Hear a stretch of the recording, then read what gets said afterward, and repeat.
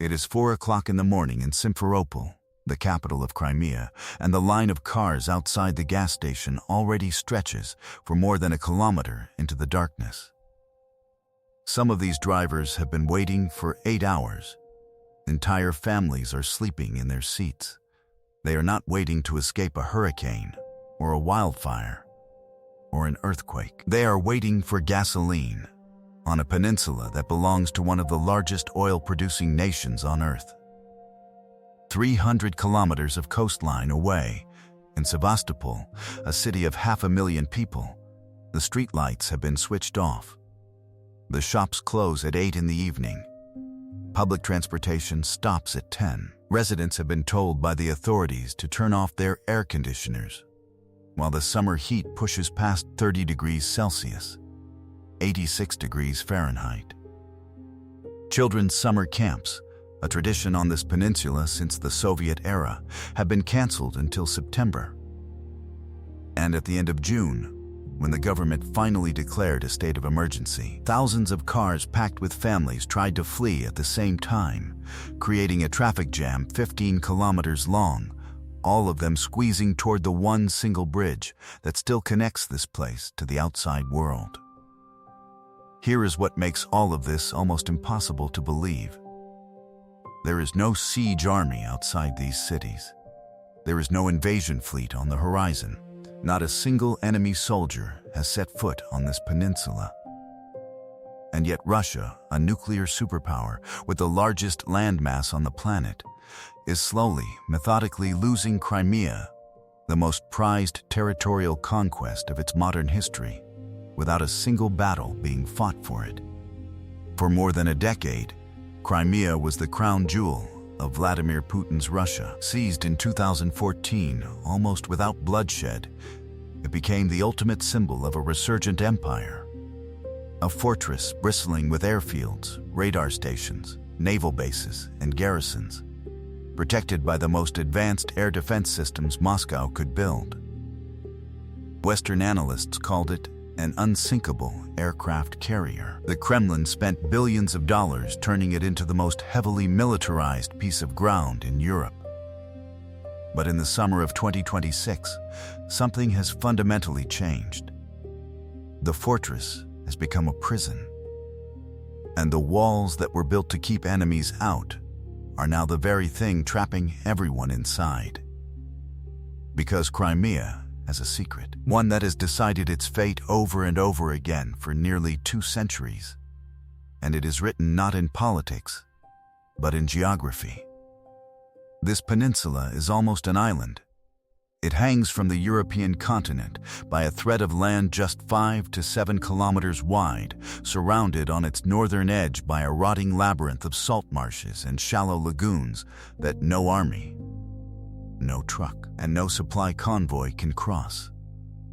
Everything that keeps 2.5 million people alive, every liter of fuel, every ton of food, every piece of ammunition, must pass through just 3 narrow corridors of land, one $4 billion bridge, and a handful of ferries. That is the entire lifeline of the fortress. And beginning this spring, Ukraine stopped trying to break through Crimea's walls and started doing something far more devastating instead. Using swarms of mid-range explosive drones, guided by artificial intelligence and operating deep behind the front lines, they began systematically severing every single one of those lifelines, one bridge, one highway, one ferry, one fuel depot at a time. Ukrainian commanders gave this strategy a cold, clinical name: the logistics lockdown. Their defense minister described the goal in a single sentence: turn Crimea into an island. By June, Russian military cargo traffic on the peninsula's main supply highway had collapsed by 71% in just 2 weeks. The Russians have started calling that road the highway of death. And the consequences are now cascading far beyond Crimea itself, weakening Russian armies hundreds of kilometers away on the front lines, draining the Kremlin's war economy, and quietly dismantling the single greatest political symbol holding Vladimir Putin's legitimacy together.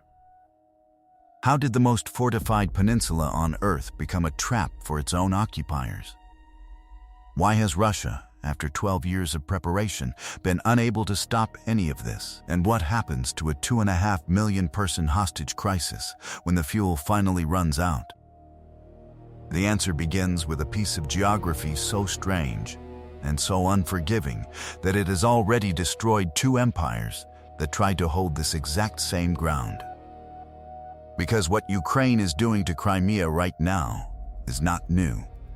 It is the third time in history this trap has been sprung. And the previous two times, it ended in catastrophe for the army caught inside.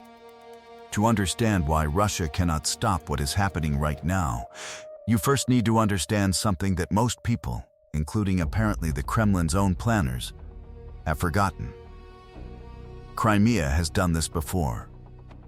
Twice, and both times, the army trapped inside was destroyed not by battles, but by starvation, disease, and broken supply lines. In September of 1854, during the Crimean War, the armies of Britain, France, and the Ottoman Empire landed on this peninsula to besiege the Russian naval fortress of Sevastopol. What followed was not the glorious clash of empires that generals on both sides had imagined. It was a slow, grinding catastrophe of logistics. The Russians could only reinforce Crimea through the same narrow land corridors that exist today, dirt tracks across the Perekop Isthmus, that thread of land just 5 to 7 kilometers wide. Supply wagons pulled by oxen took 3 months to travel from the Russian heartland to Sevastopol. 3 months. By the time the war ended in 1856, Russia had lost nearly 500,000 men. And historians estimate that the majority of them died not from enemy fire, but from disease, exposure, and the simple inability to move food, medicine, and ammunition across that impossible geography. The fortress did not fall to an assault. It was strangled. 90 years later, it happened again. In reverse. In 1941, Hitler's armies smashed into Crimea and besieged Sevastopol for 250 days. And then, in 1944, the trap snapped shut on the Germans themselves. The Soviet Red Army sealed those same 3 northern corridors, Perekop, Chongar, and the Arabat Spit. And the German 17th Army, over 200,000 men, suddenly found itself locked inside the very fortress it had conquered. Cut off from resupply by land, dependent on ships and aircraft that were being hunted down one by one, the German force disintegrated in a matter of weeks. Tens of thousands of soldiers were killed or captured on the docks and beaches near Sevastopol, waiting for evacuation ships that never came. An entire army, one of the most professional fighting forces on Earth, was erased from the map without a single decisive battle in the open field. 2 empires. 2 catastrophes. 1 identical cause. And here is the detail that matters most for what is happening in the summer of 2026. The geography that destroyed them has not changed by a single meter. The Perekop Isthmus is still 5 to 7 kilometers wide. The Sivash, that rotten sea of salt marshes and shallow lagoons stretching across Crimea's entire northern edge, is still impassable to any vehicle heavier than a bicycle. There are still only 3 narrow ribbons of solid ground where roads and railways can physically exist. Every liter of fuel, every artillery shell, every loaf of bread that enters Crimea by land must still pass through one of those 3 choke points. Each of them just a few hundred meters of asphalt and rail. For 170 years, military planners have described Crimea with the same 2 words: a fortress. But a fortress is only a fortress if you can keep it supplied. The moment you cannot, those same walls, those same marshes, those same narrow gates transform it into something else entirely: a cage. The Russians who annexed Crimea in 2014 knew this history. They had studied it.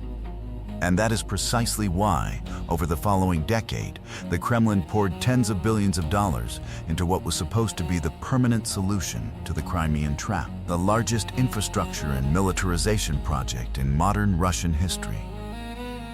They were going to fix the geography once and for all. They were wrong. And the story of how they were wrong begins with a bridge. When Russian special forces seized Crimea in February of 2014, almost without firing a shot, the Kremlin was left holding a prize with a poisoned core. It now possessed the peninsula, but not a single road, railway, pipeline, or power line connecting it to Russia. Everything, the electricity, the fresh water, the food, the fuel, still flowed in from Ukraine. The country it had just carved up. Moscow had captured the fortress. Ukraine still held the keys. The Kremlin's answer was to spend money on a scale that stunned even its own economists. First came the Kerch Strait Bridge, a 19-kilometer colossus of steel and concrete, linking Crimea directly to the Russian mainland, the longest bridge in Europe, built at a cost of $4 billion.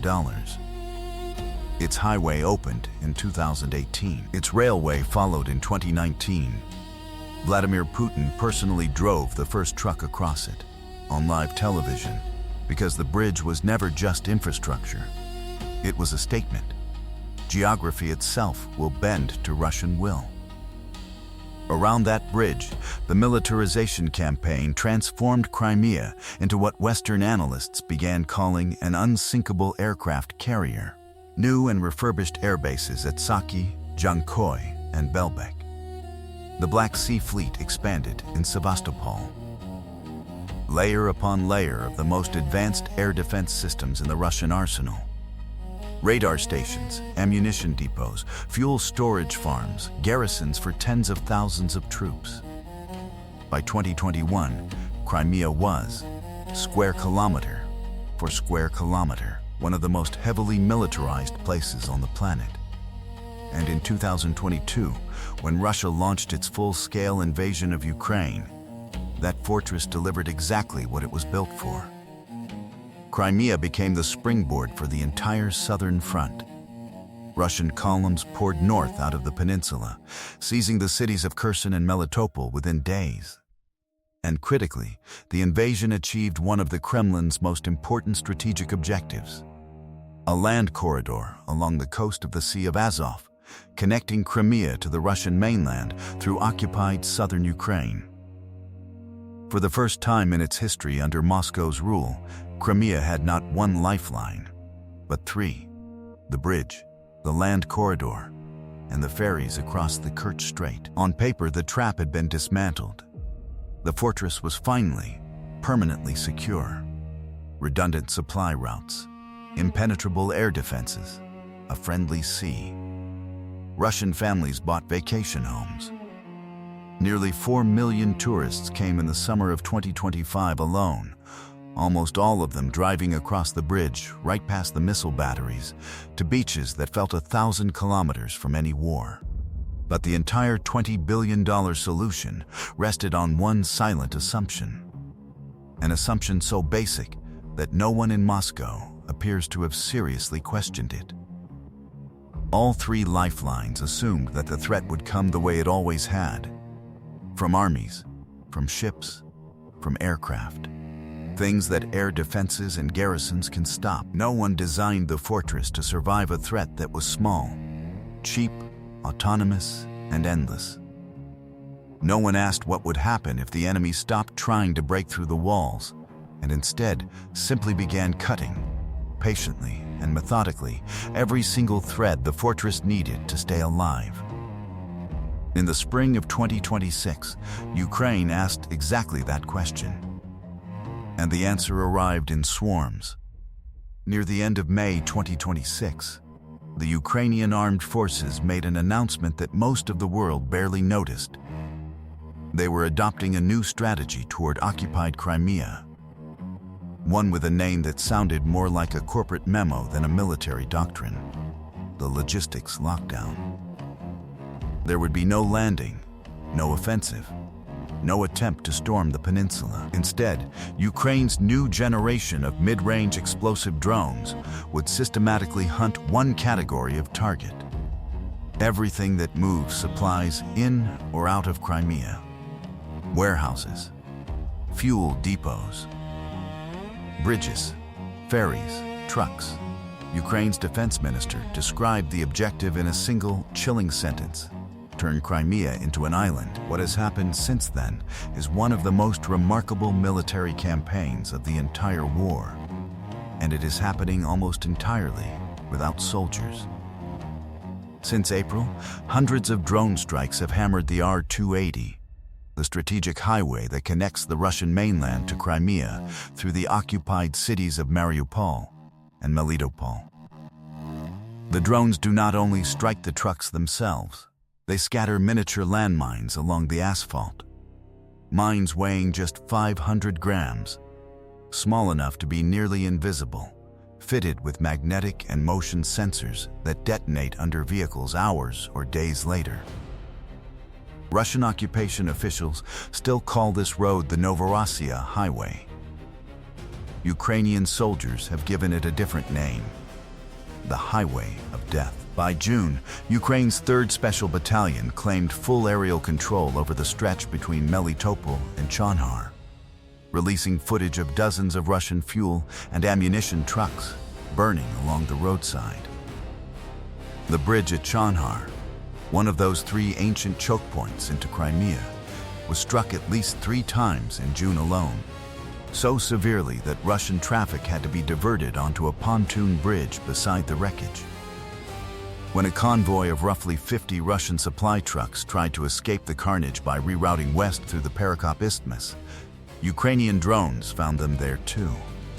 By mid-June, drones had struck every single land entrance into Crimea: the bridges over the North Crimean Canal at Perekop in the west, Chonhar in the center, and the Henichesk Bridge leading onto the Arabat Spit in the east. All 3 gates of the fortress burning at once.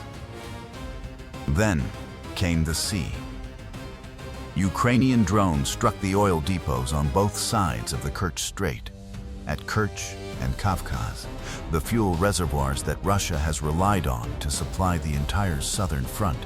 And on the 21st of June, drones hit 3 of the 5 vehicle ferries that shuttle across the strait, setting them ablaze and effectively shutting down Russia's ferry service in a single night.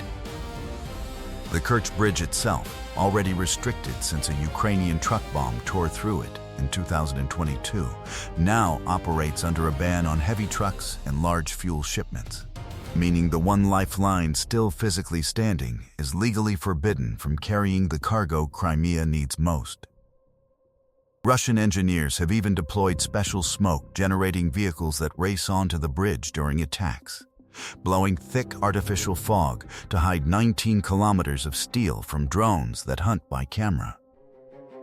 The results are almost impossible to overstate. Ukraine's 444th Unmanned Strike Aviation Brigade reported that Russian military cargo traffic along the R-280 collapsed by 71% in just 2 weeks.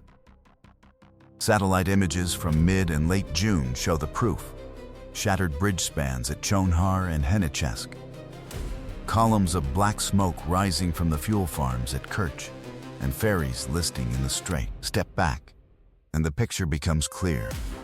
The land corridor under constant fire, the ferries burning, the bridge standing, but strangled by its own restrictions. In the space of 8 weeks, without a single soldier crossing into Crimea, all 3 lifelines of the $20 billion fortress have been cut or crippled at once. The fortress has become a prison, and inside that prison, 2.5 million people are now discovering what the trap actually feels like. One empty fuel pump at a time. An economy is a kind of bloodstream, and fuel is its oxygen. Cut the oxygen, and everything begins to suffocate at once. Quietly at first, then all together. That is what began happening across Crimea in May of 2026. and the speed of the collapse shocked even the Ukrainian planners who engineered it. It started with the lines. By the middle of May, gasoline was being rationed across the peninsula, and the queues at filling stations stretched for kilometers. A Russian tourist told the Washington Post in mid-June that they had personally witnessed lines at Crimean gas stations lasting more than 8 hours. 8 hours for a partial tank. Visitors from the Russian mainland began arriving with their trunks packed full of jerry cans, importing their own gasoline into what is supposed to be one of the best supplied military strongholds on Earth. Because they knew that once inside, they might not find enough fuel to leave. Then, in late June, came the step that no occupation government takes, unless it is desperate. The Russian-installed authorities temporarily banned all fuel sales to civilians across the entire peninsula. Every drop of gasoline and diesel still trickling in was reserved exclusively for the military and essential services. In a single announcement, 2.5 million people were told, in effect, that their cars, their delivery vans, their tractors, and their fishing boats no longer mattered. The fortress would feed its garrison first, and the suffocation did not stop at the fuel pumps. Electricity is made and moved with fuel, and as the depots burned and the power lines came under strike, blackouts began rolling across Crimea with increasing frequency. The blackouts knocked out electrical pumps, and so the water supply began failing too. In the middle of summer, in a region already famous for its chronic water scarcity. In Sevastopol, home to more than 500,000 people, the Russian-installed governor announced a cascade of emergency restrictions. All public transportation shut down after 10 at night. All large shops and cafes closed after 8 in the evening. Streetlights switched off entirely to conserve energy. Residents were urged to turn off their air conditioners while daytime temperatures approached 30 degrees Celsius, 86 degrees Fahrenheit. Even riding mopeds and motorbikes at night was banned, officially because their engine noise interferes with the acoustic detection of incoming drones. A city of 500,000 people, sitting in darkness, in silence, in the heat, listening for the hum of the sky. Here is what makes this economic strangulation so much more devastating than any single military strike. It compounds. Every liter of fuel that does not arrive means a delivery truck that does not run, which means a shop that does not restock, which means prices that climb, which means savings that evaporate. Every blackout means refrigerated food spoiling, water pumps stalling, hospitals switching to generators that themselves burn the very diesel that no longer exists. An economy under logistics siege does not decline in a straight line. It spirals. And in the cruelest twist of timing, this spiral began at the exact moment when Crimea's economy needs fuel the most. The peak of the summer season, when the peninsula's roads, hotels, and beaches are supposed to be earning the money that carries its people through the rest of the year. The military siege has become an economic siege. And the economic siege was about to trigger something the Kremlin feared even more. The moment the people inside the fortress decided it was time to get out. There is one more lifeline strangling Crimea right now, and it is the oldest, strangest, and most overlooked of them all. It is not a bridge, a highway, or a ferry. It is a river that men forced to flow uphill, and its story explains, better than anything else, why this peninsula can never truly be separated from the land it hangs from. Crimea, for all its beaches and resorts, is naturally a near desert. The peninsula has almost no rivers of its own, scarce rainfall, and thin salty groundwater. For most of history, that thirst set a hard ceiling on how many people could live there. The Soviet Union decided to break that ceiling with brute force. Between 1961 and 1971, Soviet engineers carved the North Crimean Canal. a 400-kilometer artificial river channeling water from the Dnipro across the steppe of southern Ukraine, over the Perekop Isthmus, and into the dry heart of the peninsula. By the time it was finished, that single canal supplied roughly 85% of all the fresh water Crimea consumed. Its farms, its rice paddies, its growing cities, all of it drank from a pipe whose tap sat hundreds of kilometers away, in Ukraine. Which means that in 2014, when Russia seized the peninsula, Ukraine was holding a weapon it barely had to lift. Within months of the annexation, Ukrainian authorities dammed the canal at their end. No missiles, no soldiers, no declarations, just a wall of sandbags and concrete, and 85% of Crimea's water simply stopped arriving. What followed over the next 8 years was a slow-motion preview of everything happening today. Reservoirs sank year after year. The rice industry, entirely dependent on canal water, was wiped out. Irrigated farmland collapsed to a fraction of its former size. By 2020, after consecutive drought years, cities across Crimea were rationing water by the hour, and Moscow was drilling emergency wells and trucking water to keep the peninsula alive. The fortress had been strangled once before, not with drones, but with a sluice gate. The Kremlin never forgot it. When Russian forces poured out of Crimea in February of 2022, one of their very first objectives, seized within the opening days of the invasion, was the canal's dam. Russian engineers blew it apart and sent the Dnipro's water flowing south again, and Russian state television celebrated it as a liberation. Many analysts believe the water crisis was among the quiet, unstated reasons the southern axis of the invasion existed at all. Empires do not usually go to war over canals. This one, in part, did, but the relief lasted barely a year.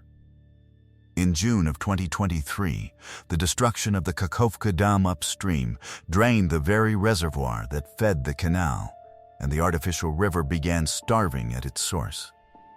And now, in the summer of 2026, the logistics lockdown is finishing the job from the other direction. Because modern water systems do not run on gravity alone. They run on electricity, on pumping stations lifting water over ridges and pushing it through hundreds of kilometers of pipes. Every blackout rolling across Crimea right now, every strike on a power line, and every fuel shortage at a generator is another pump falling silent.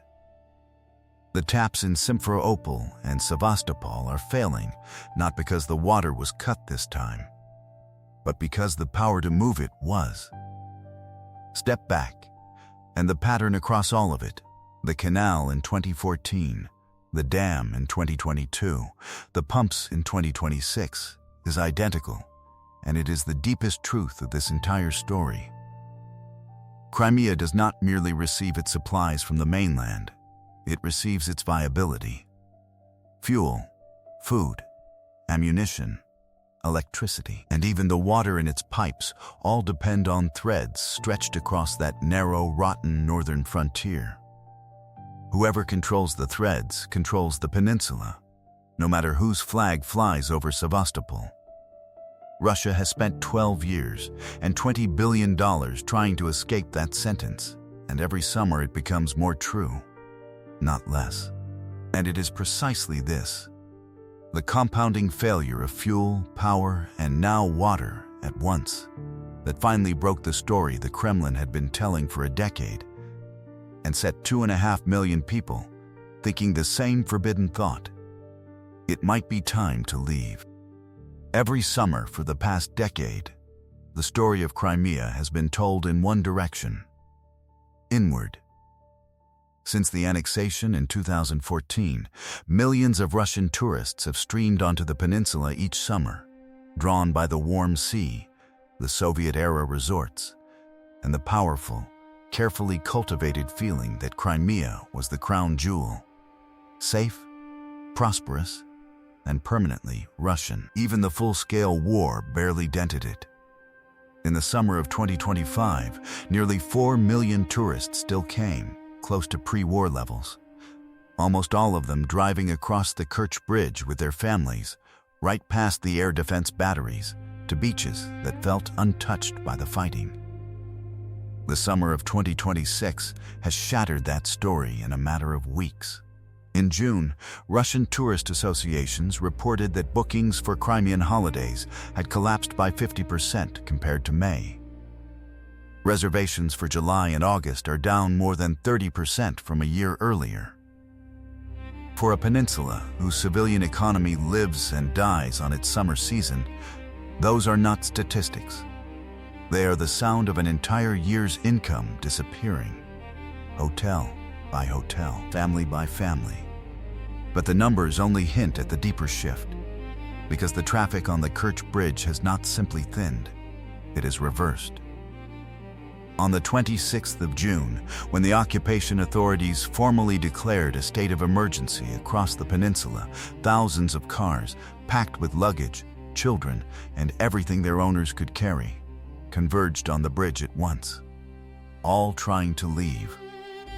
The result was a traffic jam 15 kilometers long on the Crimean side of the strait, pointed toward the Russian mainland. 15 kilometers of families idling in the summer heat, burning the last of their rationed fuel, waiting for their turn to cross the one bridge out of the trap.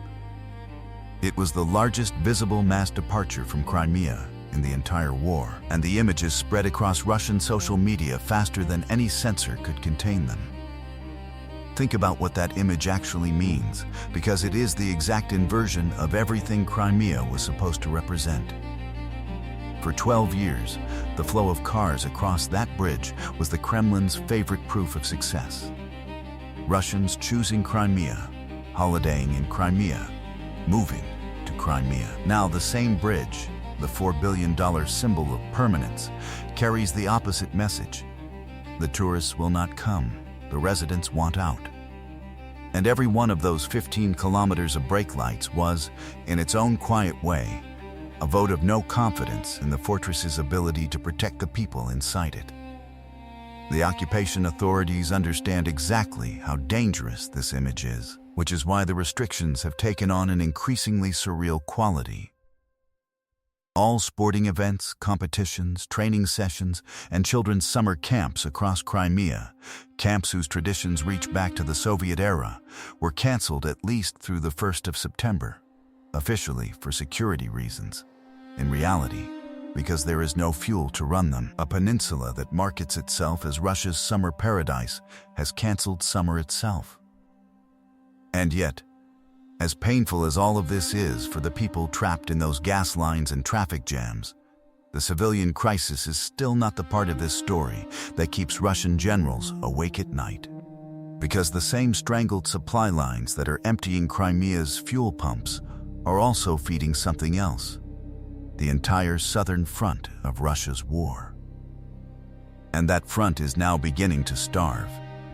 Modern war runs on a brutally simple kind of arithmetic, and it is arithmetic that generals ignore at their peril. A supply truck can only deliver so many tons, so many kilometers, so many times per day. Stretch a truck's supply route by an extra 80 to 100 kilometers, and the volume of supplies it can move in a day falls by roughly 30%. That is not a theory. It is physics, fuel, and driver fatigue. And it is the arithmetic that is now quietly dismantling Russia's ability to fight in southern Ukraine. For 4 years, Crimea has been the great rear base of Russia's southern front. Its depots, arsenals, airfields, and railheads have fed the Russian armies holding the occupied regions of Kherson and Zaporizhzhia. Supplies flowed into the peninsula from the mainland, were stockpiled in its fortified warehouses, and then flowed north to the front lines. The fortress was not just a symbol. It was the logistical, heart-pumping supplies to a front line hundreds of kilometers wide. The logistics lockdown has thrown that entire system into reverse. With the ferries burned, the bridge restricted, and the highway of death living up to its name, less and less can safely enter Crimea at all, and what does enter is increasingly consumed by the peninsula's own garrison and emergency needs. Russian supply planners now face a dilemma with no good answer. Reroute the southern front supplies away from Crimea entirely, pushing them along the northern land corridor, closer to Ukrainian lines, more exposed and critically longer. Every extra 100 kilometers strips another third off the daily capacity. Fewer shells arrive at the guns. Fewer assaults can be mounted. The front does not collapse in a day.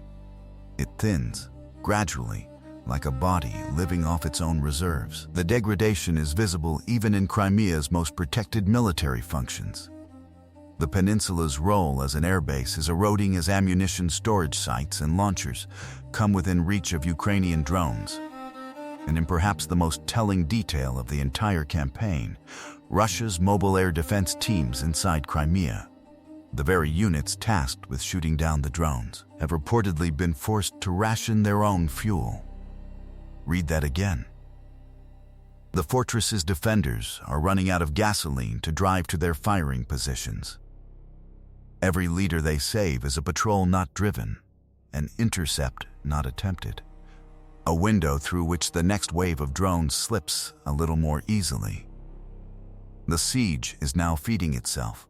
Fuel scarcity weakens the air defense. Weaker air defense means more successful strikes on fuel, and the spiral tightens. This is what makes the logistics lockdown so much more dangerous to Moscow than any offensive Ukraine could have launched. A failed assault on Crimea would have cost Ukraine tens of thousands of casualties and likely ended in catastrophe against those entrenched defenses. Instead, for the price of drones that cost thousands of dollars rather than millions, Ukraine is achieving what military theorists call systemic disruption, attacking not the army, but the circulatory system that keeps the army alive. Russian forces in Kherson and Zaporizhia are not being defeated in battle. They are being placed on a starvation diet, and every week the lockdown continues. Their ability to attack, and eventually even to defend, bleeds away a little further. And that bleeding does not stop at the front line. It flows all the way to Moscow, to the very foundations of the political story that Vladimir Putin has built his rule upon. Because Crimea was never just territory. It was the myth that made the man. And the myth is now on fire. By now, one question should be burning louder than any other. Russia is a military superpower. It has known about every one of these vulnerabilities for 12 years. It is watching its fortress suffocate in real time. So why can it not simply stop this? The answer is not that Russia is doing nothing. It is trying almost everything, and the ways in which each countermeasure is failing reveal exactly why this kind of war may never be winnable for the side defending the supply lines. Start with the most visible attempt, the one you can literally see from space, the smoke. Russian engineers have stationed special smoke-generating vehicles at the Kerch Bridge. And when drone attacks begin, they race out onto the span and blanket 19 kilometers of steel in thick artificial fog, trying to blind the cameras guiding the incoming drones. Satellite images from late June captured the surreal result: a $4 billion bridge deliberately hiding inside its own man-made cloud. It sometimes works for a while. But smoke does not stop a strike. It postpones one. And a bridge that must vanish to survive is a bridge that has already lost its job. Then there is repair, the traditional answer to broken infrastructure. When the Chonhar Bridge was smashed for the third time in a single month, Russian forces threw a pontoon bridge across the water beside the wreckage. The drones simply returned and struck the crossing again. This is the trap of defending fixed geography. Russia must rebuild the same 3 choke points over and over, at the same coordinates Ukraine has already mapped, while the attacking drones choose freely when, where, and whether to strike. The defender pays every time in cranes, concrete, and weeks. The attacker pays in machines that cost less than a family car. That asymmetry of cost is the mathematical heart of Russia's dilemma. The interceptor missiles capable of reliably downing drones cost hundreds of thousands, sometimes millions of dollars each. The drones they are fired at cost a few thousand. Every successful interception is, in economic terms, a defeat. And Russia must intercept nearly everything, every day, across hundreds of kilometers of roads, bridges, and coastline, while Ukraine only needs a fraction of its swarms to get through. Electronic jamming, Russia's other great hope, is being outpaced by the technology itself. Drones guided by artificial intelligence that no longer need a constant human link. And fiber optic models that trail unjammable threads behind them. The fortress was built to stop things that are large, expensive, and rare. It is being dismantled by things that are small, cheap, and endless. The deeper failures are even harder to fix. The only true solution would be to push Ukrainian launch positions back beyond drone range, 80, 100, 200 kilometers, which would require exactly the kind of massive, successful ground offensive that Russia's starving southern front is increasingly incapable of mounting. The problem eats its own solution. The front is weak because Crimea's logistics are cut. And Crimea's logistics cannot be restored without a strong front. And inside the peninsula itself, the most telling symptom of all, keeps getting worse. Russia's mobile air defense teams, the men actually tasked with shooting the drones down, are rationing the fuel for their own vehicles. Fewer patrols mean more drones getting through. More drones getting through means less fuel arriving. The defense of the fortress is being consumed by the same siege it is supposed to be breaking. This is why the summer of 2026 feels so different from every previous phase of this war. Russia is not losing a battle it might later win back. It is losing an argument with arithmetic, and arithmetic does not negotiate. Every countermeasure buys days, and every failure costs weeks. Which leaves the Kremlin staring at a shrinking list of options, none of them military, all of them political. And that is where the true stakes of this story finally come into view. Because what is burning in Crimea now is not just fuel and not just supply lines. It is the founding myth of an entire era of Russian power. Every empire has a story it tells itself, a single image that stands for everything it believes it is. For the Russia of Vladimir Putin, that image has always been Crimea. The bloodless seizure of the peninsula in 2014 was the defining triumph of his quarter-century in power.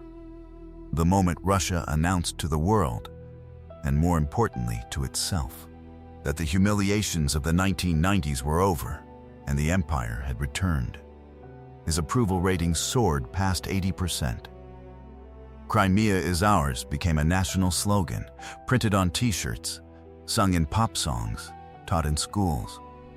The peninsula was never merely a place, it was the proof. Which is exactly why what is happening in the summer of 2026 is so dangerous for the Kremlin, in ways that go far beyond military logistics.